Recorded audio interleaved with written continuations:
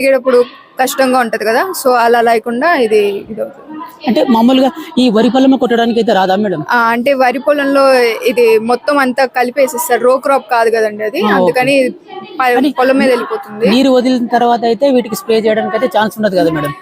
అంటే రో క్రాప్స్ లో వేయచ్చండి, వరిలో కుదరదు, కానీ రో క్రాప్స్ లో ఇది వచ్చేస్తుందండి. అంటే ఈ ఒక 1 hour కి ఎన్ని ఎకరాలు స్ప్రే చేస్తుంది మేడం? ఇది పర్ ఎకర్ 6 to 10 minutes లో స్ప్రే అయిపోతుంది. పర్ ఎకర్ ఒక ఎకరం 6 to 10 minutes టైం పడుతుంది. ఇది అంటే ఎవరికైనా రైతులకు కావాలనుకుంటే మీరు కమర్షియల్ పర్పస్ ఉంది, పైగా రెంటల్ కూడా ఇస్తాం, మేము హైర్ చేసుకోవచ్చు.